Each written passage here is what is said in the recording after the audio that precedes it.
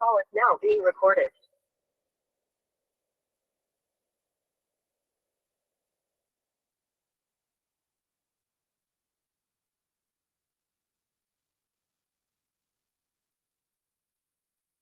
चलिए, एक बार फिर से आप सभी लोगों का बहुत बहुत स्वागत है।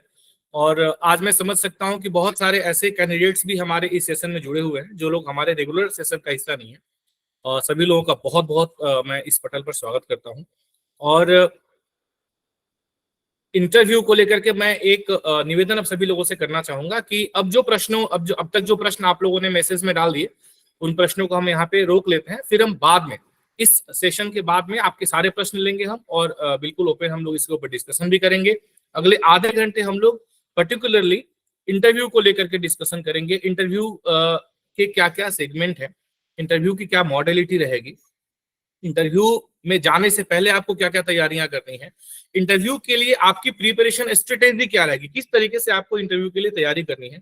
क्योंकि आपके पास जो भी समय है, इस समय को किस प्रकार से आपने प्रॉपर तरीके से यूटिलाइज करना है ताकि आप इंटरव्यू के लिए अपने आप को पूरी तरीके से तैयार कर सके। क्योंकि इंटरव्यू और रिटेन में बहुत ज्यादा अंतर होता है। रिटेन जो परीक्षा होती है, रिटेन परीक्षा के लिए आप बंद कमरे के अंदर बढ़िया तरीके से अपने टेबल और चेयर पे बैठ के तैयारी कर सकते हैं, पर इंटरव्यू की तैयारी आप इस प्रकार से नहीं कर सकते हैं। क्योंकि इंटरव्यू का मतलब जैसे शब्द से ही स्पष्ट है, इंटरव्यू मतलब इनर व्यू, आपके अंदर झांक करके देखने का प्रयास किया जाता है इंटरव्यू बोर्ड के द्वारा। और इंटरव्यू में यह नहीं देखा जाता है कि आपके पास में कितना ज्यादा नॉलेज, क्योंकि आपका जो नॉलेज है, विषय से संबंधित जो नॉलेज है आपका, वह नॉलेज ऑलरेडी आपने परीक्षा, जो लिखित परीक्षा है उसमें आपके नॉलेज को जांचा गया है और आप उस नॉलेज के मापदंड पे चुकी खरे उतरे हैं, इसीलिए आपको इंटरव्यू के लिए बुलाया गया है। यानी कि लिखित परीक्षा आपने पास कर ली है, तो फिर इंटरव्यू में क्या देखा जाना है? इंटरव्यू में देखा जाना है आपकी पर्सनालिटी, इंटरव्यू में देखा जाना है आपका सोचने का तरीका, इंटरव्यू में देखा जाना है आपकी एक जो बौद्धिक क्षमता है, बौद्धिक क्षमता आपकी इंटरव्यू में देखी जानी है। और इस तरह के अलग अलग मापदंडों पे इंटरव्यू में वह चीजें जो आप बोर्ड को नहीं दिखाना चाहते हैं, इंटरव्यू में बोर्ड उन चीजों को देखना चाहता है, उन चीजों को देखता है। क्योंकि इंटरव्यू बोर्ड में जो मेंबर आपके सामने बैठे होते हैं, उनके पास ना पूरा का पूरा स्कैनर होता है, और वह आपको न कि सिर्फ आउटर आपके आउटफिट से, न कि आपके एक जो पर्सनालिटी आप उनको रिप्रेजेंट करते हैं उससे, बल्कि उस पर्सनालिटी के पीछे, उस पर्सनालिटी के अंदर छिपी हुई आपकी जो पर्सनालिटी है, उसे वे लोग स्कैन करके, रीड करके, और तब आपको इंटरव्यू के लिए मार्क्स देते हैं। तो इन सारी चीजों को आज हम लोग डिस्कस करेंगे। और हम यह देखेंगे कि इस इंटरव्यू का जो इंटरव्यू आपका होने वाला है, जो कि 100 नंबर का, अभी आप में से किसी ने क्वेश्चन पूछा, 100 मार्क्स का इंटरव्यू आपका होगा। 300 मार्क्स के आपके रिटेन टेस्ट थे 300 मार्क्स के, और 100 मार्क्स का आपका इंटरव्यू होगा। वेटेज जैसा कि पहले ऑलरेडी आप सब जानते हैं, हमने पहले भी बताया हुआ है, इसके पहले वाले वीडियो में भी हमने यहाँ बताया था कि 75% जो है, 75% जो वेटेज आपका है वो आपका रहेगा रिटेन टेस्ट का, जो आपने ऑलरेडी दे दिया है। और जो 25% आपका वेटेज है वह आपका रहेगा इंटरव्यू का। लेकिन इस 25% को 25% देख करके आपको बिल्कुल कंफ्यूज होने की आवश्यकता नहीं है, क्योंकि 25%, आप लोगों को मेरी स्क्रीन दिख रही है क्या? Yes sir. Yes sir. ठीक है। तो 25% जो आपका वेटेज है वो भले ही 25% है, लेकिन यह आपके रिजल्ट में एक बहुत बड़ी भूमिका निभाने वाला है। इसको आपको बिल्कुल भूलना नहीं है। इसीलिए आपको इंटरव्यू की तैयारी में कहीं भी किसी भी तरह की कोताही नहीं बरतनी है। आपको जिस तरीके से आपने रिटेन के लिए पूरा दम लगा करके तैयारी किया था, उसी प्रकार से आपको इंटरव्यू के लिए भी तैयारी करनी है। ठीक है, तो हम सबसे पहले ये बात कर लेते हैं कि अब यहां से और इंटरव्यू के बीच में क्या होने वाला है। पहले भी हमने ऑलरेडी ये बात आपको बताई थी इससे पहले वाले वीडियो में, कि अभी इसके बाद में यूपीएससी के द्वारा एक लिस्ट जारी की जाएगी। उसमें जिन लोगों के पास में जो भी डॉक्यूमेंट्स आपने सबमिट करे हैं, वो डॉक्यूमेंट्स आपसे मांगा जाएगा, और जो भी डॉक्यूमेंट्स की कमी यूपीएससी को लगेगी, उस डॉक्यूमेंट्स को देने के लिए यूपीएससी आपको समय देगी। समय देने के बाद फिर एक फाइनल मेरिट लिस्ट, मतलब फाइनल एक लिस्ट निकाली जाएगी, माफ कीजिएगा, मेरिट लिस्ट नहीं, एक फाइनल लिस्ट निकाली जाएगी, जिस लिस्ट में सिलेक्टेड कैंडिडेट्स फॉर इंटरव्यू और वे कैंडिडेट जिन्होंने अपने डॉक्यूमेंट्स पूरे जमा नहीं किए यूपीएससी को, उनकी अलग अलग सूची दी जाएगी, और उस लिस्ट में यदि आपके सारे डॉक्यूमेंट्स पूरे हैं तो उसी लिस्ट के अनुसार फिर आपको इंटरव्यू के लिए कॉल किया जाएगा। तो कुल जैसा कि हमने पहले भी डिस्कस किया है कि 600 स्टूडेंट्स जो है वह कुल 600 लोग पास किए गए हैं ये ईपीएफओ और ईएसआईसी को मिला करके। कुछ लोग ऐसे हैं जिनका नाम दोनों में है, तो जो सूची है जिसमें कि 460 लोग ईएसआईसी के 76 पदों के लिए चयनित हुए हैं और ईपीएफओ के 349 पदों के लिए माफ कीजिएगा 86 पदों के लिए 349 लोग चयनित हुए। तो इन लोगों को फिर उस सूची के अनुसार में इंटरव्यू के लिए कॉल किया जाएगा। पहले ही ऑलरेडी संतोष जी बता चुके हैं कि हो सकता है कि जो लोग दोनों पदों के लिए क्वालिफाई किए हों उनके लिए एक ही इंटरव्यू लिया जाए और फिर आपके प्रेफरेंस के आधार पे जो भी प्रेफरेंस आप मांगे आपको ईएसआईसी या ईपीएफओ अलॉट किया जाएगा। तो ये सारी बातें हमने ऑलरेडी कर ली। आज हम बात करेंगे कि इंटरव्यू में किन किन सेगमेंट्स के ऊपर आपको फोकस करने की जरूरत है, कहाँ से क्वेश्चंस पूछे जा सकते हैं, ठीक है। उसके बाद में हम लोग यह देखेंगे कि इंटरव्यू की मॉडलिटी क्या होगी, किस तरह से इंटरव्यू बोर्ड का गठन किया जाएगा, किस तरीके के क्वेश्चंस की संभावना इंटरव्यू बोर्ड की तरफ से होगी, हम इसको आज देखेंगे। और इसके साथ साथ में हम यह देखेंगे कि हम लोग जो इंटरव्यू प्रिपरेशन के लिए, जिसके लिए आज हमारा पहला ये ओरिएंटेशन सेशन है, तो हम लोग जो इंटरव्यू प्रिपरेशन की हमने जो एक स्ट्रेटेजी बनाई है उस स्ट्रेटेजी को किस प्रकार से फॉलो करके हम लोग एक तरीके से पूरी कवरेज कर सकते हैं, हम लोग इसको देखेंगे। तो सबसे पहले हम इस मुद्दे पर आते हैं कि किस तरह के प्रश्नों की संभावना इंटरव्यू बोर्ड के अंदर में हो सकती है, आपसे किस तरह के प्रश्न पूछे जा सकते हैं। यूपीएससी इंटरव्यू को लेकर के आपको बहुत सारे वीडियोस मिल जाएंगे यूट्यूब के ऊपर, तमाम वीडियोस आपको मिल जाएंगे, परंतु अगर आप देखें तो ये जो पद है ये बिल्कुल एक स्पेशलिस्ट पोस्ट है और इसके लिए जो सिविल सर्विसेज के इंटरव्यूज को लेकर के बहुत सारे वीडियोस और बहुत सारी सामग्री पड़ी होती है, पर उसकी जो मॉडलिटी है वो थोड़ी अलग होती है, उसका उद्देश्य अलग होता है। यहाँ पे चूंकि आप एक भाषा अधिकारी के तौर पे, आप एक हिंदी अधिकारी, एक हिंदी अनुवादक के तौर पे आप चूंकि आपका चयन किया जाना है, तो इसकी मॉडलिटी वहां से थोड़ी सी अलग होगी। तो कुछ मुख्य मुद्दे हैं या कुछ मुख्य विषय अगर मैं ऐसा कहूँ जिनको ध्यान में रखते हुए हमें यह प्रिपरेशन करनी पड़ेगी, हमें अपनी स्ट्रेटेजी तैयार करनी पड़ेगी, जिसमें सबसे पहला अगर मैं कहूँ तो आता है जिसपे आपको काम करना है, जिसपे आप में से अधिकांशतः लोगों ने शायद अभी तक काम नहीं किया होगा, वो हो जाता है आपका बायोडाटा, ठीक है। सबसे महत्वपूर्ण, क्योंकि जो भी क्वेश्चन इंटरव्यू बोर्ड के द्वारा पूछा जाता है ना, वह यहीं से निकलता है, आपके बायोडाटा से निकलता है। तो आप कहेंगे सर बायोडाटा में ऐसी, मेरा स्क्रीन सभी को दिख रहा है जो मैं लिख रहा हूँ? जी सर। अच्छा ठीक है। तो आप कहेंगे सर बायोडाटा में ऐसी कौन सी खास बात है जिसकी आप बात कर रहे हैं? बायोडाटा में तो हमें अपना नाम बता देना है और हमने क्या पढ़ाई करी वो बता देना है बस, तो इसमें तो कोई विशेष है नहीं, इसके अतिरिक्त बायोडाटा में बहुत सारी चीजें हैं जो मैं आपको बताऊंगा जिनके ऊपर आपको काम करना है। सबसे पहले तो बायोडाटा में शुरू होता है आपके नाम से। अब आपका नाम क्या है और आपके नाम का अर्थ क्या है। हो सकता है किसी कैंडिडेट के 10 से 15 मिनट केवल इसी क्वेश्चन पे निकल जाए, आपका नाम, आपके नाम के अर्थ, क्योंकि चूंकि हम लोग भारत देश में रहते हैं और हम सभी लोगों के नाम ज्यादातर हिंदी में है, ज्यादातर नहीं सबके हिंदी में नाम होंगे, तो हिंदी में नाम है तो फिर वो एक हिंदी का शब्द है, शब्द ही नाम है। अब उस शब्द की व्याख्या बहुत तरीके से हो सकती है, तो हो सकता है कि आपका आधा इंटरव्यू, हो सकता है कि आपका सारा इंटरव्यू आपके नाम के व्याख्या से शुरू हो और फिर उसी से संबंधित प्रश्न से आगे बढ़ते हुए आपका इंटरव्यू खत्म हो जाए। तो आपको अपने नाम, यहीं से शुरुआत आपको करनी है। तैयारी जब आप शुरू कर रहे हैं तो सबसे पहले आप अपने नाम से शुरुआत करें। नाम के बाद में आप कहाँ से आते हैं, किस शहर से आते हैं, किस शहर से बिलोंग करते हैं, उस शहर के बारे में, उसकी हिस्ट्री, उसकी ज्योग्राफी, उसका लोकेशन, उसका साहित्य के दृष्टिकोण से भी यदि देखा जाए तो उसकी क्या महत्ता है, क्या कोई बहुत बड़ा साहित्यकार वहां पे हुआ, या हाल फिलहाल में वहां पर हिंदी को लेकर के, राजभाषा को लेकर के, साहित्य को लेकर के, अनुवाद को लेकर के क्या हाल ही में वहां पे इस तरह की कोई उल्लेखनीय बात हुई जो आपको जानना चाहिए। आप जिस राज्य से आते हैं, क्या हाल फिलहाल में उस राज्य से किसी ऐसे साहित्यकार को, लेखक को कोई ज्ञानपीठ पुरस्कार या इस तरीके से किसी भी पुरस्कार के लिए उनका चयन किया गया। तो ये सारी चीजें आपको, ये जानकारी आपको इकट्ठा करके रखनी है, ये आपके बायोडाटा का हिस्सा है, ठीक है। उसके अतिरिक्त यदि हम लोग बायोडाटा से बात करें, आपकी फैमिली के बारे में भी पूछा जा सकता है। यदि आपकी फैमिली में इस तरह का कोई उनको लगता है, इस तरह से उनको कुछ लगता है कि वहां से प्रश्न बन सकते हैं, तो ये प्रश्न वहां से उठा सकते हैं। तो आपको अपने बायोडाटा के ऊपर काम करना है। अगला स्टेप हम बायोडाटा में चलते हैं प्रोफेशनल। ये तो पर्सनल बायोडाटा हो गया, अब हम प्रोफेशनल बायोडाटा के ऊपर चलते हैं। प्रोफेशनल बायोडाटा में क्या आ जाता है, आपने कौन से विषय से पढ़ाई करी है, आपका जैसे मास्टर्स हिंदी में है या आपका मास्टर्स इंग्लिश में है। जैसे अभी आप में से किसी ने प्रश्न किया कि यदि आपने एमए इंग्लिश किया है तो क्या आपसे इंग्लिश के सवाल पूछे जा सकते हैं? बिल्कुल पूछे जा सकते हैं, पूरी पूरी संभावना है, क्योंकि आपके पास उस सब्जेक्ट में मास्टरी है, आपने उसमें स्नातकोत्तर की शिक्षा हासिल करी है, तो आपसे यह उम्मीद की जाती है कि आपको उसके बारे में जानकारी हो और आप उसके बारे में जवाब दें। हाँ, यहाँ पे यह मैं जरूर कहूंगा कि बहुत गहराई में प्रश्न हो सकता है ना पूछे जाए, लेकिन सतही तौर पे प्रश्न वहां से हो सकते हैं, बन सकते हैं, इसलिए उसकी तैयारी आपको अवश्य रखनी पड़ेगी।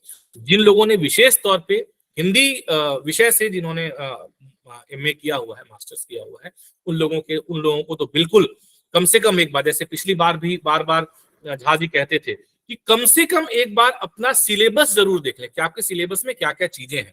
ऐसा नहीं कि पूरा सिलेबस पढ़ना है, लेकिन एक बार आपका जो एमए का सिलेबस है, चाहे वो हिंदी का हो, चाहे वो इंग्लिश का हो, चाहे वो हिंदी और इंग्लिश के अतिरिक्त किसी और विषय का हो, एक बार सिलेबस अवश्य देख ले कि आपके सिलेबस में क्या क्या टॉपिक्स दिए हुए हैं। तो यह बहुत महत्वपूर्ण है। तो ये आपका आपके विषय से संबंधित हो गया। एक बात और यहाँ पे मैं उल्लेख करना चाहूंगा कि वे लोग जिन्होंने इंग्लिश से एमए किया या जिन्होंने हिंदी और अंग्रेजी के अतिरिक्त किसी विषय से भी एमए किया, वे लोग भी हिंदी के विषय में जानकारी जरूर रखें। ऐसा नहीं है कि आपने अंग्रेजी से एमए किया तो आपसे हिंदी से संबंधित प्रश्न ना पूछे जाए, हिंदी साहित्य से संबंधित प्रश्न ना पूछे जाए, ऐसा नहीं है। हो सकता है कि आपसे हिंदी से संबंधित प्रश्न भी पूछे जाएं और आप यह कह करके नहीं बच सकते हैं कि सर मैंने तो इंग्लिश में एमए किया तो मुझे हिंदी की जानकारी कैसे होगी। नहीं, क्योंकि यह पद जो है वह हिंदी राजभाषा से संबंधित है।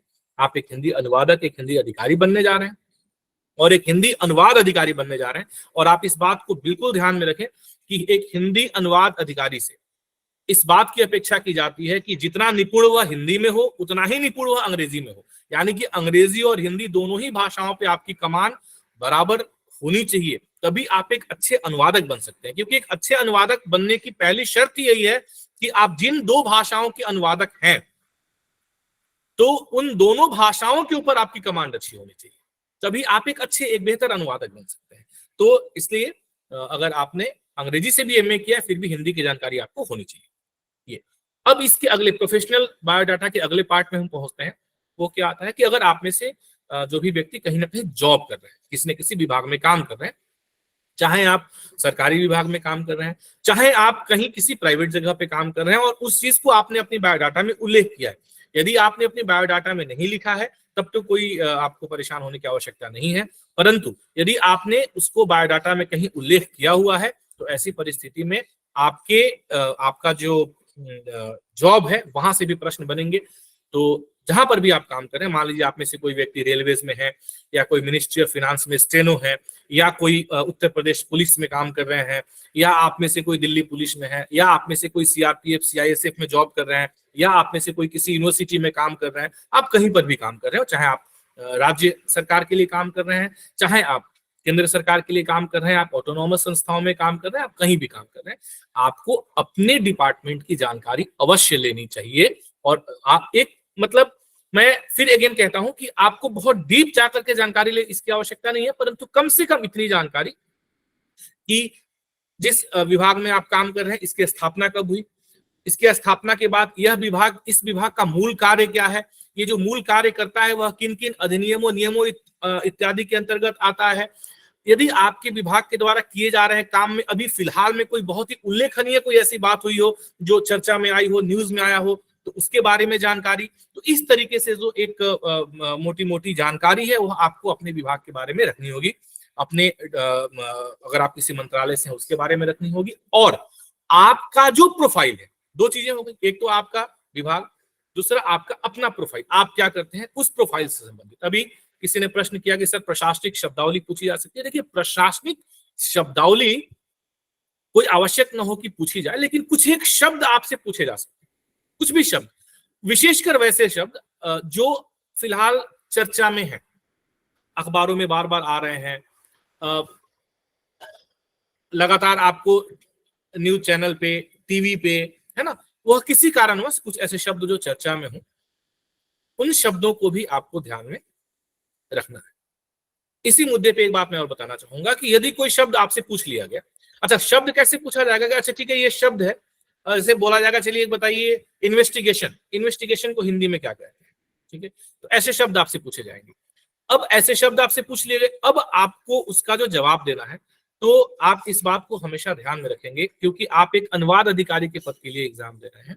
तो एक अनुवादक के तौर पे, जैसा कि मैंने पहले भी बताया है कि माननीय प्रधानमंत्री जी ने, जो केंद्रीय हिंदी समिति के अध्यक्ष भी हैं, उन्होंने जो केंद्रीय हिंदी समिति की 31वीं बैठक थी, उस बैठक के दौरान उन्होंने जो अभिभाषण दिया था उसमें उन्होंने कहा था कि जो भी अनुवाद किए जा रहे हैं अंग्रेजी से हिंदी में, वह इस प्रकार से किए जाए ताकि वह सरल और सभी लोग मतलब सुबोध हो, सरल हो, सभी लोग उसको आसानी से समझ सकें। अनुवाद में क्लिष्ट भाषा का प्रयोग न किया जाए, बहुत कठिन भाषा का प्रयोग न किया जाए। इस बात को आप लोग ध्यान में रखेंगे कि जब भी आपसे कोई शब्द पूछा जाए तो आप इस बात को सोच करके जवाब दें कि एक तो उसका मानक अर्थ क्या है, जो भी अगर एक तत्समनिष्ठ कोई शब्द है तो वो मानक अर्थ क्या, और दूसरा उसका एक प्रचलित जो अर्थ है वो क्या है। तो अगर आप दोनों ही मानक अर्थ और प्रचलित अर्थ दोनों ही बताते हैं तो यह इंटरव्यू बोर्ड को थोड़ा ज्यादा प्रभावित कर सकता है। क्यों? क्योंकि एक अनुवादक के तौर पे आपसे अपेक्षा की जाएगी कि आप इस प्रकार से अनुवाद करें, ऐसे शब्दों का प्रयोग करें जो शब्द न कि केवल आप पढ़े और समझे, बल्कि उस कार्यालय का प्रत्येक व्यक्ति, चाहे वो किसी भी स्तर का हो, वे सारे के सारे लोग उस आपके अनुवाद को और उस भाषा को आसानी से समझ सकें। तो इस बात को भी हम ध्यान में रखेंगे। तो ये सारी चीजें, ये सारे प्रश्न यहां से बनते हैं जो कि आपकी बायोडाटा से। तो अपने बायोडाटा को आप इन 3 भागों में बांटें। पहला पर्सनल, उसके अतिरिक्त क्या आ गया प्रोफेशनल, प्रोफेशनल में भी 2 पार्ट हो गए। उस हिसाब से आप अपने बायोडाटा के ऊपर थोड़ा सा काम करना शुरू करें। बायोडाटा के बाद में अब हम आ जाते हैं विषय वस्तु के ऊपर, जो हमारा सिलेबस दिया हुआ है यूपीएससी के नोटिफिकेशन में सिलेबस दिया हुआ था, वापस से जब आपको इंटरव्यू के लिए कॉल आएगा तो उसमें भी उस सिलेबस की चर्चा की जाएगी। तो उस सिलेबस से संबंधित भी आपको तैयारी करनी है, विषय वस्तु से संबंधित, जिसमें कि राजभाषा से संबंधित सारे प्रश्न और सारे टॉपिक्स जो दिए हुए हैं, जिसको हम लोगों ने ऑलरेडी, जब पहले हमने तैयारी करी थी रिटन टेस्ट की, तो बहुत ही गहराई से हमने उसकी तैयारी करी थी, बहुत डिटेल हमने सेशन करे थे। तो उसके ऊपर आपको काम करना है, उसके ऊपर तैयारी करनी है आपको। उसके बाद हम लोग आ जाते हैं हिंदी साहित्य, हिंदी व्याकरण, हिंदी भाषा, इन तीनों ही सेगमेंट्स को आपको पकड़ के चलना है। बहुत सारे लोगों से हो सकता है कि व्याकरण से संबंधित प्रश्न पूछ लिए जाए, हो सकता है कि संधि, समास, काल, लिंग, वचन में ही आपका इंटरव्यू निकल जाए, ये इसकी भी संभावना है। तो आपने इसके ऊपर भी थोड़ा सा काम करना है, क्योंकि ये बिल्कुल ही बेसिक चीजें हैं और इसकी जानकारी आपसे अपेक्षा की जाती है कि आपके पास इसकी जानकारी हो। तो आपको यह ध्यान में रखना है। तो हिंदी से संबंधित तीनों ही सेगमेंट आपको तैयार करने हैं, हिंदी भाषा से संबंधित, हिंदी साहित्य से संबंधित और हिंदी व्याकरण से संबंधित। इसके ऊपर आपने काम करना है।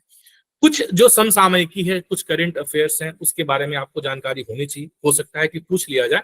इसके लिए बहुत आसान तरीका है, बहुत ज्यादा आपको इसमें परेशान होने की या बहुत अधिक एक्स्ट्रा एफर्ट की आवश्यकता नहीं है। सिर्फ आपने क्या करना है, प्रतिदिन यदि आप आज से निरंतर अखबार पढ़ने की आदत डालें और विशेषकर हिंदी के अखबार पढ़ने की आदत डालें, और हिंदी के अखबार पढ़ने की आदत किस प्रकार से डालें, बोल करके डालें। यानी कि आप जब अखबार पढ़े तो मन में ना पढ़े, बोल करके पढ़े। उससे क्या फायदा होगा सर बोल करके पढ़ने से क्या फायदा होगा? बोल करके मतलब वो तो सर मेरा भतीजा है, दूसरी क्लास में, तीसरी में पढ़ता है, वो बोल करके पढ़ता है, मैं बोल करके क्यों पढ़ूं? मैं तो एमए करके बैठा हुआ हूँ या बैठी हुई हूँ। नहीं, बोल करके पढ़ने से क्या है, इंटरव्यू में आपको लिखना नहीं है, आपके पांडित्य का प्रदर्शन वहां पे नहीं करना है, वो आपने ऑलरेडी कर दिया है। आपको वहां पे क्या करना है, बोलना है। जो भी आपके विचार हैं, जो भी आपका ज्ञान है, वो आपके शब्दों के माध्यम से बाहर आना है, लिख करके नहीं, बोल करके। तो बोलने का अभ्यास बहुत जरूरी है। आपको लगता है कि सर बोलने का अभ्यास, हम तो दिन भर बोलते रहते हैं, हम तो कभी कभी चुप ही नहीं होते। कोई कोई जैसे लड़कियों के बारे में ऐसा कहा था कि सर ये तो बोलने वाली मशीन की तरह है, वो दिन भर बोलती रहती है, चुप ही नहीं होता कुछ। तो हम तो बहुत बोलते हैं सर, लेकिन वैसा बोलना और इंटरव्यू बोर्ड के सामने बोलना, क्योंकि अच्छे अच्छे बोलने वालों की बोलती वहां बंद हो जाती है ना, ये आपने ध्यान में रखना है। तो इसलिए बोलने का अभ्यास आपको करना है। दूसरी बात कि जब आप वहां बोलेंगे तो आपको बहुत ही संतुलित और सधे हुए शब्दों में बोलना है। ऐसा नहीं कि आप कुछ भी बोले जा रहे हैं, आपको पूरा दिन का समय मिलने वाला है नहीं। 15 मिनट से 20 मिनट का आपका इंटरव्यू होना है। 15 मिनट से 20 मिनट, कोई बहुत अच्छा कर रहा है तो 25 मिनट, एक बात और आप ध्यान में रखेंगे कि आपके इंटरव्यू की ड्यूरेशन यह तय नहीं करेगी कि आपका चयन हो गया। जैसे कई बार यह भ्रांति बहुत लोगों के मन में आ जाती है कि अरे मेरा इंटरव्यू तो आधे घंटे चला, तो मेरा सिलेक्शन कैसे नहीं होगा। इससे कोई फर्क नहीं पड़ता है। आपका इंटरव्यू 10 मिनट भी चला और जो बोर्ड है, बोर्ड पे ऐसा लगा कि नहीं 10 मिनट में हम जो देखना चाहते हैं इस कैंडिडेट के अंदर में, वह इसके अंदर में है, तो 10 मिनट में आपका इंटरव्यू हो जाएगा। आपने भले ही कम बोला, 4 लाइन ही बोला हो, आपका चयन हो सकता है। आपने आधे घंटे बोला, ज्यादा लंबा खींचने का मतलब क्या है कि इंटरव्यू बोर्ड को ये लग रहा है कि नहीं नहीं जो चाहिए अभी तक मेरे को नहीं मिल रहा।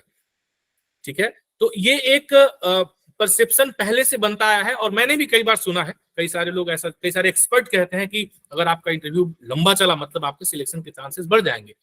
लेकिन मैं आपको व्यक्तिगत अनुभव और अभी हाल फिलहाल में जो कुछ साक्षात्कार हुए हैं यूपीएससी के द्वारा, विशेषकर मैं यूपीएससी की बात करूंगा, उनके परिणाम के आधार पर मैं आपको यह बात बता देना चाहूंगा कि आधे घंटे इंटरव्यू चलने का मतलब मुझे ऐसा लगा कि शायद इंटरव्यू बोर्ड को पहले 10-15 मिनट में संतुष्टि नहीं हो रही। उनको लग रहा है नहीं नहीं नहीं, हमें जो चाहिए वो अभी तक हम नहीं जज कर पाए, नहीं जांच पाए, नहीं देख पाए, तो हमें और लंबा 10-15 मिनट में अगर आपका इंटरव्यू खत्म हो रहा है मतलब इंटरव्यू बोर्ड ने बहुत जल्दी वह पा लिया जो पाना चाहते थे, इसलिए उन्होंने जल्दी खत्म कर दिया। भाई 600 बच्चों का इंटरव्यू लेना है, तो इसलिए इस मुगालते में कोई न रहे, इस भ्रांति में कोई न रहे।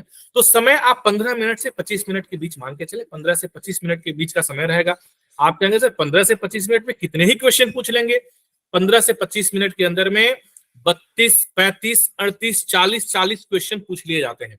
ये क्वेश्चंस का मैं आपको क्वांटम नंबर्स बता रहा हूं कि 28 मिनट चलने वाले इंटरव्यू में 40 क्वेश्चंस पूछे गए हैं।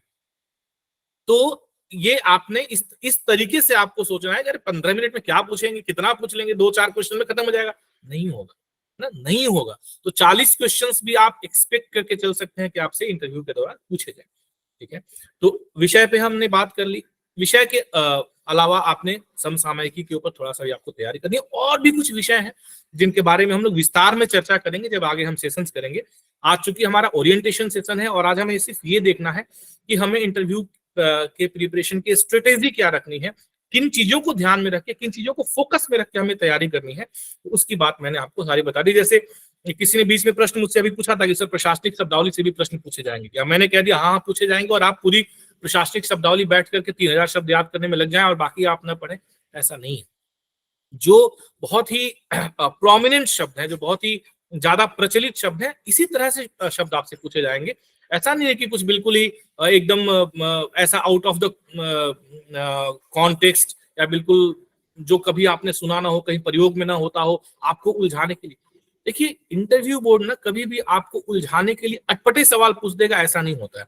मैं कई 1-2 जगह पे सुन भी रहा था, कुछ वीडियोज वगैरह में कुछ लोग इस तरह की सलाह दे रहे थे कि बहुत अटपटे क्वेश्चन पूछे जाते हैं, आपको भटकाने का प्रयास किया जाता है, आपको बहुत परेशान किया जाता है।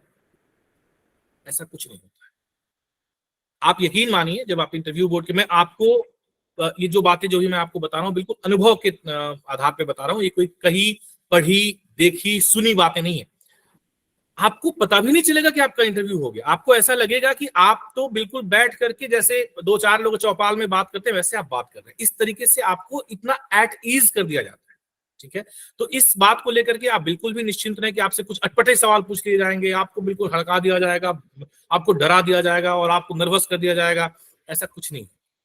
आप आराम से, इंटरव्यू बोर्ड आपसे बहुत ही आराम से क्वेश्चन पूछेगा, आपको बिल्कुल एट ईज करेंगे। अगर कहीं आप कोई क्वेश्चन बताते बताते अटक जा रहे हैं, रुक जा रहे हैं, तो वहां पे आपको लोग सपोर्ट भी कर देंगे। अच्छा ऐसा होता है क्या, they will give you a clue कि आप उसको पकड़ पाए, क्या आप पकड़ पाते हैं कि नहीं।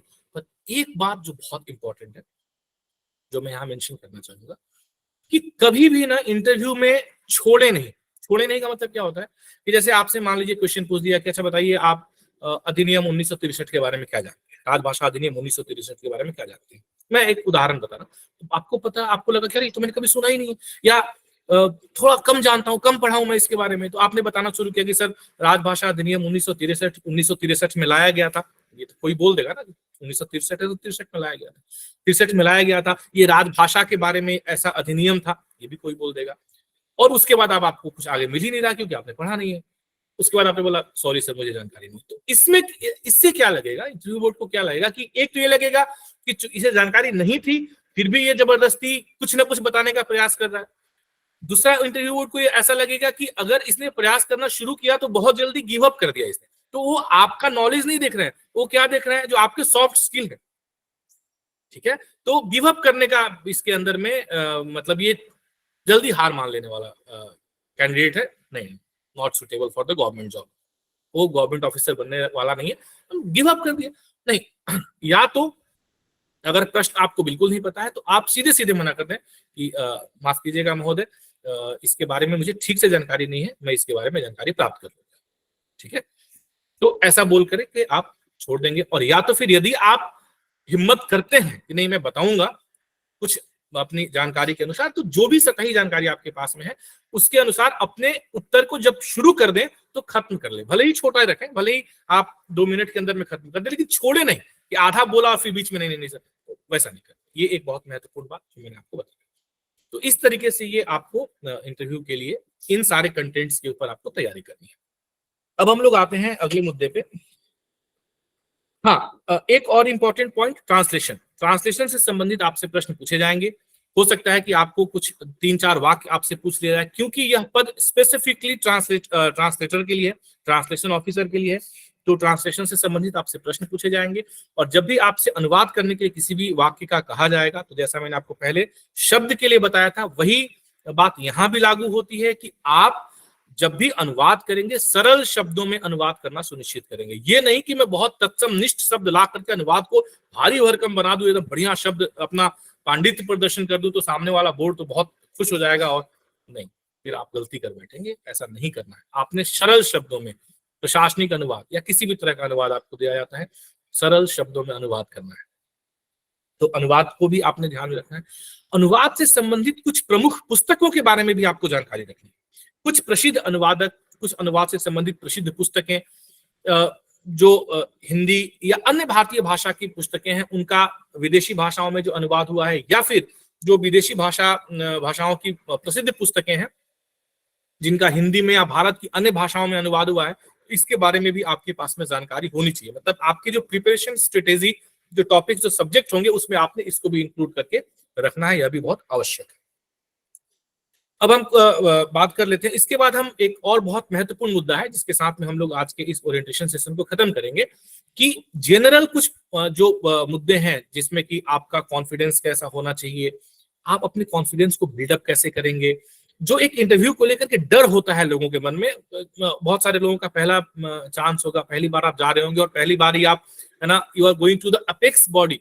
इंडिया में एग्जाम लेने के लिए सबसे बड़ी अगर कोई संस्था है तो यूपीएससी है, तो आप यूपीएससी को जा रहे हैं, तो वो एक जो फोबिया या डर कह सकते हैं बहुत लोगों के मन में हो गया होगा, अभी से ही शुरू हो गया होगा। तो उससे आपको कैसे कम अप करना है, और कुछ छोटी छोटी ऐसी बहुत महत्वपूर्ण बातें हैं जिनको कि हम लोग डिस्कस करेंगे। और इसके अतिरिक्त हम ये भी डिस्कस करेंगे कि जो प्रश्नों का पैटर्न रहता है, किस तरह से प्रश्नों का पैटर्न बनाते हैं वे लोग, इसको भी हम लोग डिस्कस करेंगे। उससे पहले कुछ एकाध और बातें हैं, जैसे हमारा जो यूपीएससी के लिए हम जो ओरिएंटेशन सेशन आज कर रहे हैं, और बहुत सारे लोग इस उम्मीद से हमारे साथ आज यहाँ इस सेशन में जुड़े हुए हैं कि जिस प्रकार से हमने ईएसआईसी पीएफओ के इस जेटीओ एग्जाम के लिए रिटन टेस्ट की प्रिपरेशन हम लोगों ने, सब लोगों ने मिलकर करी थी, और इसका परिणाम ये निकला। आज मैं इस ओपन फोरम से, जहाँ पे कि लगभग सभी प्लेटफॉर्म से लोग आज जुड़े हुए हैं, मुझे इस बात को कहने में बहुत गर्व मैं महसूस कर रहा हूँ, और इसमें आप लोगों की मेहनत है। हमने सिर्फ मार्गदर्शन किया, हमने सिर्फ आपको कंटेंट प्रोवाइड किए, पढ़ना कैसे हमने आपको ये बताया। मैं बार बार कहता हूं कि हमारे पास ऐसी कोई क्षमता है ही नहीं कि हम किसी को पढ़ा सके। आप सब लोग बहुत पढ़े लिखे हैं, ऑलरेडी एमए बीए करके आप लोग बैठे हुए हैं, तो आप लोगों को कोई क्या ही पढ़ाएगा। लेकिन किस प्रकार से पढ़ना है, उस पढ़ने किस कंटेंट को पढ़ना है ताकि कम समय में हम एग्जाम की तैयारी कर सके, इस बात का हमने मार्गदर्शन किया। मैं, मेरे साथ संतोष जी, झा जी, तिवारी जी, हम सभी लोगों ने मिलकर के आप लोगों का मार्गदर्शन किया, अविनाश जी, और उसका नतीजा ये निकला। चूंकि मैंने जो एक सूची डाली थी 40 लोगों के, मेरे जिस दिन रिजल्ट आया था उस दिन 40 लोगों के मेरे पास में वोट्स आए थे, और बाद में जब मैंने फाइनल लिस्ट देखी जिन लोगों ने हमारे साथ तैयारी करी थी, तो 48 लोगों ने तैयारी करी थी हमारे साथ में, और उस 48 में 46 लोगों का रिटन टेस्ट क्वालिफाई हुआ, 46 लोगों ने रिटन टेस्ट क्वालिफाई किया। तो ये हम सब लोगों के लिए बहुत गर्व की बात थी, और हम सब लोगों के लिए बहुत संतुष्टि की बात है। परंतु जैसा कि मैंने उस दिन भी कहा था कि यह तो एक पड़ाव है, हमें और आगे जाना है, और आगे जाकर के हमें इस सूची को फाइनल सूची में कन्वर्ट करना है। ये 46 और इसके अतिरिक्त और भी लोग जो हमारे साथ जुड़ करके, इस कम्युनिटी के साथ जुड़ करके, अक्ष फाउंडेशन के साथ जुड़ करके और आगे इंटरव्यू की तैयारी करना चाह रहे हैं, वे सारे के सारे लोग अपना नाम फाइनल सूची में बना सकें। तो इसके लिए हमने जो एक पूरी योजना तैयार करी है, एक पूरी स्ट्रेटेजी तैयार करी है, वो मैं आप लोगों से डिस्कस करना चाहूंगा। प्रतिदिन हमारा जो मॉड्यूल हम जो शुरू करेंगे, क्योंकि मैंने पहले भी कहा कि ये इस एग्जाम की प्रिपरेशन आप घर पे बैठ के बंद कमरे में 4-4 घंटे आंखें गड़ा करके पढ़ने से नहीं होगा। इसके लिए क्या है, आपको थोड़ा सा बाहर निकलना होगा, लोगों से बात करनी होगी, डिस्कशंस करने होंगे, बोलने का अभ्यास करना पड़ेगा, क्योंकि इंटरव्यू आपके बोलने की परीक्षा है। तो बोलने का अभ्यास करना, बोलने के अभ्यास के लिए किस प्रकार से हम लोग इसे आगे लेकर के चलेंगे। तो जितने भी टॉपिक्स हैं, जितने भी विषय हैं हमारे पास में, जितने भी टॉपिक्स हैं हमारे पास में, इंक्लूडिंग आपका biodata, including current affairs, general knowledge, ये सारे जो भी विषय हैं, इन सारे विषयों को मिला करके अगले 60 दिन का हम एक प्रिपरेशन मॉड्यूल तैयार कर रहे हैं। क्योंकि अभी तक हमारे पास डेट तो फिक्स है नहीं कि कब होगा, पर उम्मीद ऐसी है कि नवंबर लास्ट में या दिसंबर में हो सकता है कि हो जाए, इंटरव्यू का डेट आ जाए। तो ऐसी परिस्थिति में हमने एक 60 दिन का मॉड्यूल तैयार किया हुआ है, 60 डेज का मॉड्यूल तैयार किया हुआ है। उस 60 डेज के मॉड्यूल के हिसाब से जितने भी हमारे पास टॉपिक्स हैं, उन सारे टॉपिक्स को हम लोग ना 60 डेज में डिवाइड कर देंगे। इस प्रकार से डिवाइड करेंगे कि सारे टॉपिक्स कवर हो जाए। अगर 60 डेज से कम में कवर हो रहा है तो हम लोग कुछ इंपॉर्टेंट टॉपिक्स को रिपीट भी करेंगे, यानी कि रिवीजन में भी हम उसको डालेंगे। तो 60 दिन में हम लोग पूरा इसको बांट देंगे। प्रतिदिन एक टॉपिक, छोटा छोटा, मतलब ऐसा नहीं कि पूरा एक बड़ा टॉपिक जैसे हम लोग पीछे कर रहे थे। पीछे हमारे पास कम समय था, 45 डेज का हमने टारगेट लिया था, उसमें हमने करा था। इस बार थोड़ा हमारे पास समय ज्यादा है, तो हम लोग टॉपिक्स को भी छोटे छोटे हिस्सों में बांटेंगे और उसको बांट करके, जैसे अगर हम लोग संघ की राज भाषा नीति मान लीजिए हमने लिया, तो संघ की राज भाषा नीति को हम लोग 2-3 भागों में बांटेंगे। तो एक भाग हमने आज के लिए रखा, दूसरा कल के लिए रखा, तीसरा परसों के लिए रखा। ठीक है, प्रतिदिन उससे संबंधित आपको मैं कंटेंट प्रोवाइड करूंगा जिसको आपने उस दिन पढ़ना होगा। उससे संबंधित मैं आपको वीडियोस प्रोवाइड करूंगा। जो पहले हमने किया है वो तो आपको मिलेगा ही मिलेगा। जो हम पहले डिटेल में हमने 1.5 घंटे 2-2 घंटे की क्लासेस करी हुई है, जिसमें सारी चीजों को हमने खोल के पढ़ा हुआ है, वो तो आपको मिलेगा ही मिलेगा। उसके अतिरिक्त एक बिल्कुल संक्षेप में मतलब बिल्कुल वो पॉइंट्स जो इंटरव्यू के हिसाब से हमें जानने चाहिए। ठीक है, तो उन सारी चीजों को हम लोग कवर करके और वो हम आपको प्रोवाइड करेंगे। जो टॉपिक हमने आज तैयार किया, तब आपका क्या टास्क रहेगा कि आपको आज यह टॉपिक तैयार करना है। जैसे हमने रखा कि भाई आज हम 343 से लेकर के और 345, एक उदाहरण के तौर पे 343 से 345 हमने आज का टॉपिक रखा। तो इसको आपको कंटेंट मिल जाएगा, इसका आपको वीडियोस मिल जाएंगे, इसके आपको दोनों, मतलब एक संक्षेप में भी और एक पूरा डिटेल में भी, ये दोनों वीडियोस मिल जाएंगे। आपके पास पूरे दिन का समय रहेगा, आप इसे पढ़िए। अगले दिन सुबह में, क्योंकि शाम को हमारे पास बिल्कुल समय नहीं है, शाम को ऑलरेडी एसएससी जीएसटी के लिए पूरा कंप्लीटली पैक चल रहा है। अगले दिन सुबह में हम लोग इसके ऊपर एक डिस्कशन सेशन रखेंगे। It will be kind of group discussion, जिसमें 10 से 12 लोगों को उस विषय के ऊपर अपनी बात को रखने का मौका मिलेगा। तो उससे संबंधित 3, 4, 5, 7 प्रश्न रहेंगे, जो प्रश्न हम आपको पोस्ट करेंगे। उन्हीं प्रश्नों के आधार पे आपको अपने उत्तर तैयार करने हैं और उस उत्तर को बोल के बताना है। कब? Next day. जब आप बोल के बताएंगे तो इसकी रिकॉर्डिंग होगी जो आपको मिलेगी। उस रिकॉर्डिंग से आप खुद को देख पाएंगे कि जब मैं बोल रहा हूं तो मैं बोलते हुए कैसा बोल रहा हूं, कैसा लग रहा हूं, मेरा उच्चारण कहाँ गलत हो रहा है, किन शब्दों पे मैं अटक रहा हूं। क्योंकि प्रशासनिक शब्दों का, विशेषकर संविधान, जो संवैधानिक प्रावधान है, जो अधिनियम से संबंधित जो भी शब्द है, तो इस शब्दावली का अभ्यास करना, इसको बोलने का अभ्यास करना, यह भी एक काम है। यह भी इस अभ्यास की बहुत आवश्यकता है, क्योंकि इसको फ्रीक्वेंटली लिख लेना अलग बात है, पर बोलना थोड़ा सा, इसको आपने अभ्यास करना। तो इस तरीके से अगले दिन हम इसके ऊपर चर्चा करेंगे। ऐसे हम लोग पूरे वीक में हमारा पूरा ये प्रिपरेशन चलेगा, एक एक टॉपिक। अब इसमें ये आपके ऊपर है, अगर आप एसएससी की भी तैयारी कर रहे हैं, आप आईबीपीएस की भी तैयारी कर रहे हैं, आपने कैसे टाइम मैनेज करना है वो आपके ऊपर है। हम कैसे टाइम मैनेज कर रहे हैं वो मैंने आपको बता दिया। प्रत्येक फ्राइडे को, यानी कि शुक्रवार की शाम को, हम लोग एक लाइव सेशन करेंगे। जिस लाइव सेशन में हम लोग क्या करेंगे, जो भी हमने पूरे हफ्ते के टॉपिक्स आपको दिए हैं, उससे हम लोग कुछ 8-10 क्वेश्चन पिक करेंगे, जो इंपॉर्टेंट क्वेश्चंस लगे, जो कि हमें लगभग ऑलमोस्ट कवरेज दे दे, और उस क्वेश्चन को हम लोग डिस्कस करेंगे लाइव सेशन में। लाइव सेशन में डिस्कस नहीं करेंगे, उसमें सिर्फ जो भी उसमें उस दिन एक्सपर्ट रहेंगे, या मैं रहूं या संतोष सर रहें, या जो भी एक्सपर्ट रहेंगे वो उस क्वेश्चंस को बताएंगे। जो भी जैसे हमने मान लीजिए कि इस वीक में 3 टॉपिक कवर किए, हमने संघ की राजभाषा नीति कवर करी, हमने अधिनियम 1963 कवर करा, और हमने नियम 1976 कवर करा। तो उससे संबंधित एक ब्रीफ जो है वो पूरा डिस्कशंस पॉइंट टू पॉइंट वो हम लोग फ्राइडे को लाइव सेशन के अंतर्गत करेंगे।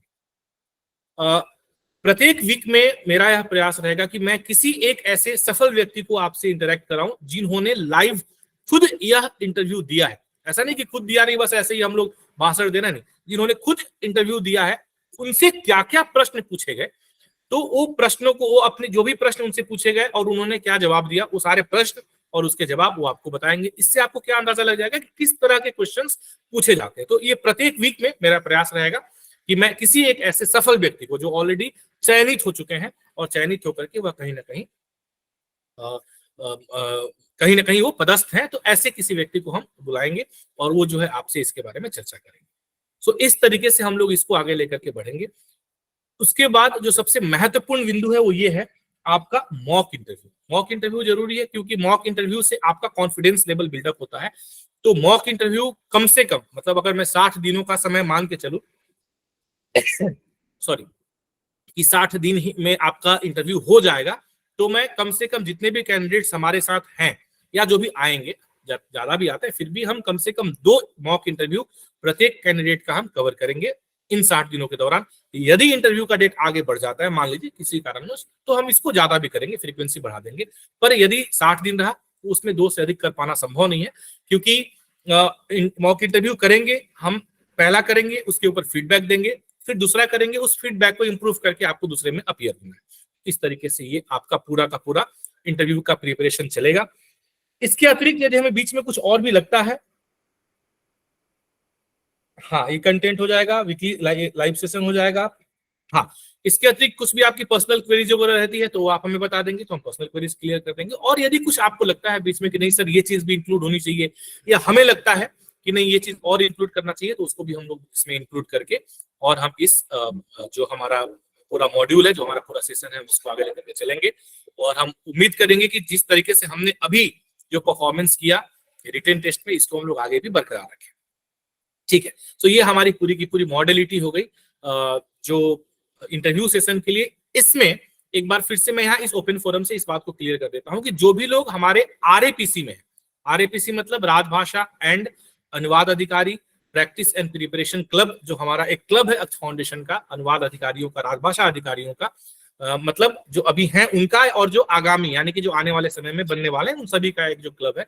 तो RAPC में के जो लोग भी हैं उन लोगों को इसके लिए किसी भी तरह का कोई भी कंट्रीब्यूशन देने की आवश्यकता नहीं है। मुझे रोज 3-4 लोगों को का पर्सनल कॉल आ रहा है, मैसेज आ रहा है, सर मैंने तो RAPC के लिए किया है, जबकि मैंने जो मैसेज डाला है उसमें स्पष्ट रूप से लिख दिया है कि RAPC में जो लोग हैं वो पूरे 1 साल के लिए है, उनका RAPC का वैलिडिटी, उन्हें कुछ भी नहीं करना है। पूरे 1 साल के दौरान RAPC में जो भी लोग हैं 1 साल के दौरान कोई भी हमारा प्रिपरेशन स्ट्रेटेजी हो, चाहे वो रिटन टेस्ट के लिए हो, मेंस के लिए हो, इंटरव्यू के लिए हो, ग्रुप डिस्कशंस के लिए हो, कुछ भी होने दीजिए, उसके लिए आपको कुछ भी पे करने की आवश्यकता नहीं है।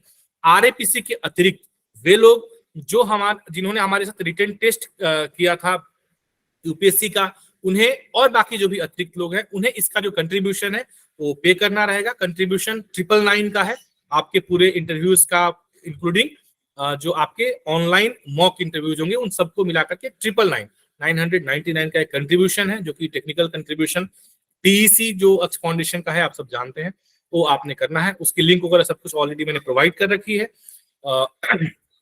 सो किसी को लिंक यदि नहीं है किसी के पास तो मेरा नंबर है, मतलब हमारे ग्रुप का नंबर है यहाँ पे, ऑलरेडी मैंने मैसेज में भी डालता हूँ 8591672513 ये मैंने डाल दिया। ये नंबर पे आप लोग जस्ट अपना नाम, अपना सिटी और जो एग्जाम आप करना चाह रहे हैं उसके लिए आप उसमें मैसेज कर दें तो आपको इन्फॉर्मेशन हम दे देंगे। ठीक है जी। ऑफलाइन इंटरव्यू की जो बात हमने, मॉक इंटरव्यू की जो बात करी है, ऑफलाइन मॉक इंटरव्यू, हम इसके बारे में पूरी जानकारी तब देंगे जब आपका डेट आ जाएगा।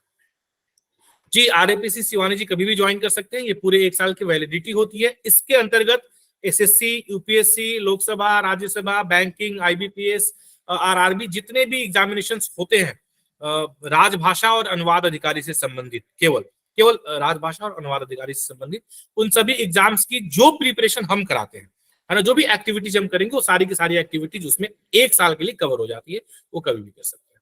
ठीक है, तो हाँ, हम ऑफलाइन मॉक इंटरव्यू की बात कर रहे हैं। जिस दिन आपका डेट आ जाएगा उसके बाद हम लोग ऑफलाइन मॉक इंटरव्यू की के बारे में मैं आपको पूरी सूचना दूंगा।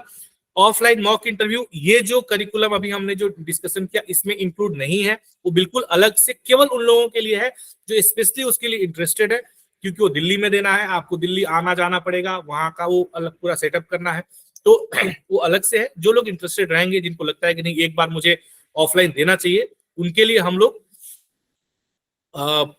हम तब उनके लिए सारी इंफॉर्मेशन दे देंगे जब हमारा डेट फाइनल आ जाएगा तब। उसके लिए अभी मैं कोई भी इंफॉर्मेशन आपके साथ शेयर नहीं कर पाऊंगा, जब डेट आएगा तब हम इंफॉर्मेशन शेयर कर देंगे। ठीक है, कुछ एक पॉइंट्स जो और भी रह गए जो मैं आपको बता देना चाहता हूं कि अभी आपको तत्काल किस तरीके से प्रिपरेशन शुरू करनी है। हमने जो प्रिपरेशन के लिए हमने जो आपको एक मॉड्यूल बताया, हमारा मॉड्यूल परसों से यानी कि मंडे से शुरू हो जाएगा। कल शाम तक जितने भी लोगों जो भी आरएपीसी के हमारे कैंडिडेट्स हैं और बाकी जितने लोगों ने अपना यूपीएससी इंटरव्यू के लिए अलग से जिन लोगों ने अक्ष फाउंडेशन को कंट्रीब्यूशन पे कर दिया है, उन सभी लोगों के लिए मैंने अलग से एक ग्रुप बना दिया है। प्लस एक बात मैं और कहना चाहूंगा कि जिन लोगों ने जो आरएपीसी में वो जानते हैं, उसके अतिरिक्त बाकी जिन लोगों ने मुझे कंट्रीब्यूशन किया है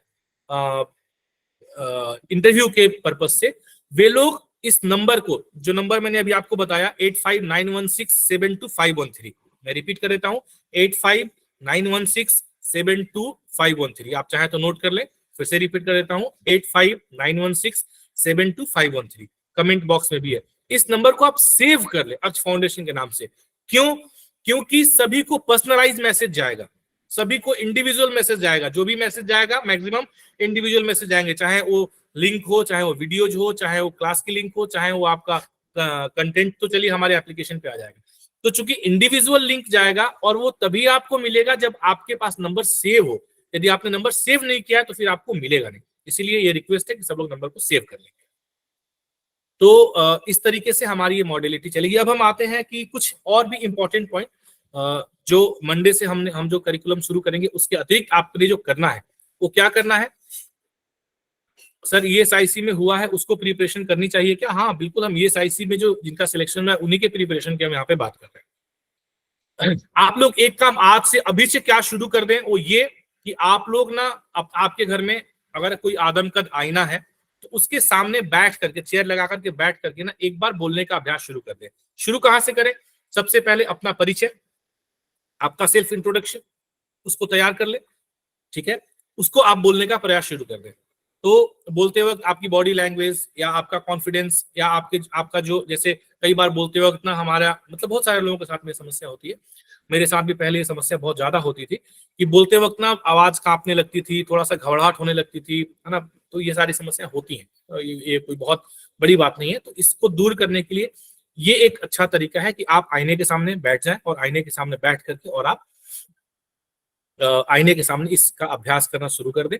आपकी बायोडाटा के ऊपर जो मैंने बताया उसके ऊपर आप तैयारी कर ले, क्योंकि इसके ऊपर मैं तैयारी आपको नहीं करा सकता ना। आप यहाँ पे आज 100 लोग इस सेशन में हैं, 100 लोग भारत के अलग अलग 100 शहरों से हैं, तो उन 100 आपके शहर में क्या विशेष है, आपके शहर से कौन विशेष एक साहित्यकार है, आपके शहर की क्या पृष्ठभूमि है, क्या वह किसी तरीके से हिंदी साहित्य से जुड़ी हुई है या न भी जुड़ी हो सकता है ना जुड़ी हो, कोई आवश्यक नहीं है। ऐसा नहीं है कि हिंदी साहित्य से जुड़ा हो तभी प्रश्न पूछे जाएंगे। हो सकता है कि आपके शहर में कोई ऐसे एक महान व्यक्ति रहे हों जो स्वतंत्रता संग्राम में जिन्होंने बहुत अच्छा योगदान दिया हो, तो वो जैसे शहर का नाम आते ही यदि उनका नाम आ जाता है, जैसे मैं सिवान से रहने वाला हूँ, मेरा जो नेटिव प्लेस है वो सिवान बिहार जिले का, बिहार राज्य का एक जिला सिवान है। तो जैसे सिवान नाम आता है तो डॉक्टर राजेंद्र प्रसाद जो कि हमारे देश के पहले राष्ट्रपति थे, वो सिवान से हमारे जिले से हैं। तो जैसे ही मैं कहूंगा सर मेरा घर सिवान हुआ, तो अब सामने जो बोर्ड बैठा है उनको तो पता है, तो हो सकता है कि डॉक्टर राजेंद्र प्रसाद से संबंधित प्रश्न मुझसे पूछना शुरू कर दे, तो थोड़ी बहुत जानकारी मुझे उसके बारे में रहनी चाहिए। तो इसी प्रकार से तो ये सारी चीजों को आप ध्यान में रखेंगे। इसका अभ्यास आप लोग कहाँ करेंगे? आईने के सामने बैठ करके करना आप शुरू कर दें, यह बहुत जरूरी है। एक चीज और कि जब भी आप बोलें, है ना, क्योंकि ये सारा जो मॉड्यूल है इसको हम लोग ऑफलाइन तो नहीं कर पा रहे हैं, ऑनलाइन कर पा रहे हैं, ऑफलाइन संभव भी नहीं है।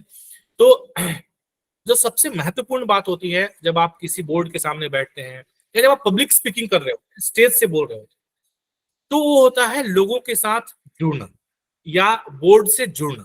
जुड़ेंगे कैसे आप? तो जुड़ने के लिए आपको ना आई कांटेक्ट बना के रखना होता है। यानी कि आप इंटरव्यू बोर्ड जब आपसे पूछे ना, तो ज्यादातर लोगों की आदत होती है कि जब उनसे प्रश्न पूछे जाते हैं तो ये ना इधर देख के बोलेंगे, कोई इधर देख के बोलेगा, कोई फॉल्स सीलिंग में देख के बोलेगा। तो बोर्ड सोचेगा यार फॉल्स सीलिंग में कहीं लिखा तो नहीं है कुछ इसका जवाब। तो ऐसी आदत होती है। तो इस तरीके से आपने नहीं करना है। तो नहीं करना है, ये बोलना मेरे लिए आसान है, लेकिन ये करना इतना आसान नहीं होता है। तो करेंगे कैसे आप? इसके लिए आप आईने के सामने बैठ के खुद की आंखों में देख के बोलें। खुद की आंखों में देख के बोलने का फायदा एक और होगा कि आप झूठ नहीं बोलेंगे। और यह बात, इसके साथ आज का मैं यह सेशन खत्म करूंगा। कहने के लिए बहुत सारी बातें हैं, एक सेशन में हम नहीं कर सकते हैं। तो एक बात जो मैं खत्म करूंगा, ये मैंने क्यों कहा कि आप झूठ नहीं बोलेंगे। कोई व्यक्ति खुद से झूठ तो नहीं बोल सकता ना, वो भी तब जब आप अपने सामने अपने आईने में खड़ा होकर के खुद से देख करके बोल रहे हैं, खुद की आंखों में देख करके बोल रहे हैं, तो आप झूठ नहीं बोलेंगे। और आपको इंटरव्यू बोर्ड के सामने झूठ नहीं बोलना है, गलत इंफॉर्मेशन नहीं देनी है, फैक्ट नहीं छुपाना है। अरे ये तो इनको क्या पता होगा, मैं बोल देता हूँ ना, मेरा शहर है ना, उनके बारे में इनको क्या पता होगा, उनको सब पता। आप ये मान के चले कि सामने इंटरव्यू बोर्ड नहीं बैठा है, वो गूगल मान ले, या आजकल वो क्या चल रहा है, वो एआई वाला, क्या तो नाम है, तो आर्टिफिशियल इंटेलिजेंस, नहीं वो, हाँ वो एआई वाला एक चैट जीपीटी। हाँ जी, हाँ चैट जीपीटी है, उनको सब पता है। आप इस अंदाज, इस मुगालते में ना रहिएगा, इस भ्रम में ना रहिएगा कि उनको नहीं पता। वो सब जानते हैं, सब कुछ जानते हैं, A to Z। मैं मेरे घर के बारे में कुछ भी बोल देता हूँ, उनको क्या पता है? उनको पता है, उनको पता है। क्योंकि आप जब बोलते हैं ना, तो केवल आपकी जुबान नहीं बोलती है, आपकी जुबान के साथ आपकी आंखें बोलती हैं, आपका नाक बोलता है, आपके कान बोलते हैं, आपके हाथ बोलते हैं, आपका पूरा शरीर बोलता है। ये जो भाषा है ना, संप्रेषण, ये सिर्फ जुबान से नहीं होती है। जुबान से तो केवल शब्द निकलते हैं, लेकिन भाषा का संप्रेषण आपके पूरे शरीर से होता है, जिसको हम लोग बॉडी लैंग्वेज कहते हैं। ये पूरा एक अलग विषय है, लेकिन इंटरव्यू के लिए बहुत महत्वपूर्ण है। जब हम रिटन टेस्ट की बात करते हैं, हम इसकी बात बिल्कुल भी नहीं करेंगे, कोई औचित्य ही नहीं है, पर इंटरव्यू के लिए बहुत जरूरी है। इसीलिए ये भूल के भी ना आप सोचें कि अरे मैं तो कुछ भी बोल दूंगा, इसको क्या पता है, इनको मेरे घर के बारे में थोड़े पता है ना। तो मेरे चाचा जी क्या करते हैं, मेरे पिताजी क्या करते हैं, मैं बोल दूंगा। आपने जैसे ही झूठ बोला, वो सामने वाले को सेम टाइम समझ में आ जाएगा, क्योंकि वो एक्सपर्ट है, वो स्कैनर है, इसीलिए वो वहां बैठा हुआ है ना। तो आप गलत बात नहीं बोलेंगे। कोई बात आप सामने बोर्ड को किसी भी तरीके से आप, है ना, ऐसा घुमाने का प्रयास नहीं करेंगे। नॉर्मली हम लोग कर देते हैं, किसी बात को लेकर थोड़ा घुमा दिया उल्टा, वहां कुछ ऐसा नहीं करेंगे। आप ऐसा नहीं करेंगे कि आप जो हैं वो नहीं दिखा के आप ये चाहेंगे कि मैं जो हूं वो तो मैं रहूं, लेकिन मैं बोर्ड को कुछ ऐसा दिखाऊं कि नहीं नहीं नहीं मैं ऐसा हूं। जैसा आपने अगर इस प्रकार से करने का प्रयास किया, आप फेल हो जाएंगे, क्योंकि बोर्ड समझ जाएगा, बोर्ड को आपके नॉलेज से मतलब नहीं है, बोर्ड को आपके व्यक्तित्व से मतलब है। इसीलिए अगर आप देखेंगे कॉल अप लेटर में क्या है, आपका पर्सनालिटी टेस्ट है, इंटरव्यू नहीं मेंशन किया, पर्सनालिटी टेस्ट आपका होना है। This is your personality test. इसीलिए बोर्ड वह देखना चाहता है कि आप वास्तव में हैं क्या, न कि आप क्या दिखाना चाहते हैं। तो इस बात को आप ध्यान में रखेंगे, और इसका प्रयास अभ्यास आपको शुरू कहां से करना है? आईने के सामने खड़ा होकर शुरू करें। तो इन्हीं सारी बातों के साथ में मैं आज के इस ओरिएंटेशन सेशन को यहाँ पे खत्म करता हूँ। बहुत बहुत धन्यवाद आप सभी लोगों का। इसके बाद में टाइमिंग